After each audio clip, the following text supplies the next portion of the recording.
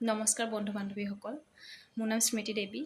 মই বৰ্তমান গুৱাহাটী বিশ্ববিদ্যালয়ত ছ'চিয়লজি বিভাগত মাষ্টাৰ্ছ কৰি আছোঁ। যিহেতু আমাৰ PG এণ্ট্ৰেঞ্চৰ ডেট মুকলি কৰি দিয়া হৈছে, 9 জুলাইত আমাৰ এণ্ট্ৰেঞ্চটো পতা হ'ব।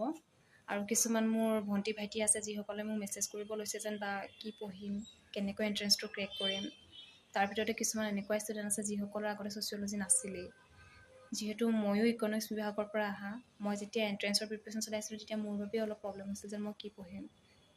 চ' তাৰ বিষয়ে মই অলপ ক'ব বিচাৰিছোঁ যে মইনো কেনেকৈ এণ্ট্ৰেঞ্চটো ক্ৰেক কৰিলোঁ।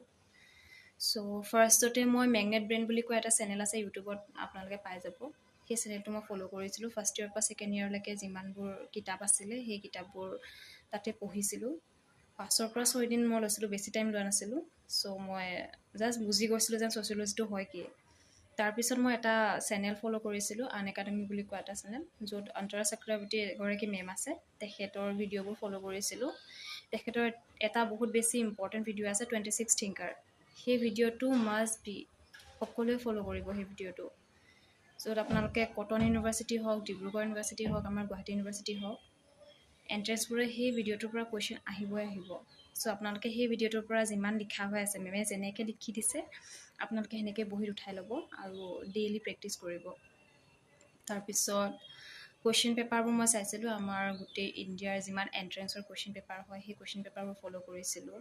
তাৰপিছত নেটৰ কুৱেশ্যন পেপাৰ ফ'ল' কৰিছিলোঁ। আৰ্টিকল অলপ ফ'ল' কৰিছিলোঁ, বিকজ বেছি নাহে আৰ্টিকলৰ ওপৰত। আপোনাৰ 5টাৰ পৰা 6টা কুৱেশ্যন আহিব পাৰে, ট্ৰাইবছৰ ওপৰত আহিব পাৰে। আপোনালোকে সেই আৰ্টিকলবোৰ চাব পাৰে অলপমান।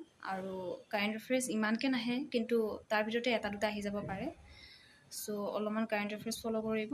আৰু লাষ্টতে এটা ইম্পৰ্টেণ্ট কথা ক'ব বিচাৰিছোঁ, যিহেতু আমাৰ বিভিন্ন ষ্টুডেণ্ট আছে যিসকলৰ বেকগ্ৰাউণ্ড হ'ল আছামিজ বেকগ্ৰাউণ্ড, যিহেতু ময়ো আছামিজ বেকগ্ৰাউণ্ডৰ পৰাই অহা। চ' আপোনালোকে যেতিয়াৰ পৰাই ষ্টাৰ্ট কৰিব পঢ়া, তেতিয়াৰ পৰাই অসমীয়া নপঢ়ি ইংলিছত পঢ়িবলৈ চেষ্টা কৰিব, কিয়নো এণ্ট্ৰেঞ্চ হ'ব ইংলিছ মিডিয়ামত।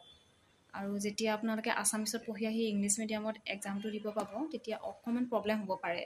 চ' মই এটাই ছাজেষ্ট কৰিম, আপোনালোকে যেতিয়াৰ পৰাই ষ্টাৰ্ট কৰিছে তেতিয়াৰ পৰাই ইংলিছতে পঢ়ি যাওক। বাকী কিবা ৰখি যাব পাৰে, কিন্তু আপোনালোকে যেতিয়া প্ৰচেছটোত সোমাব, যেতিয়া পঢ়িব, তেতিয়া আপোনালোকে বুজি পাব যেন কি পঢ়িব লাগে। আৰু বাকী ইমানে ক'ব আছিলে, পঢ়ক, ভাল হ'ব সকলোৰে। নমস্কাৰ।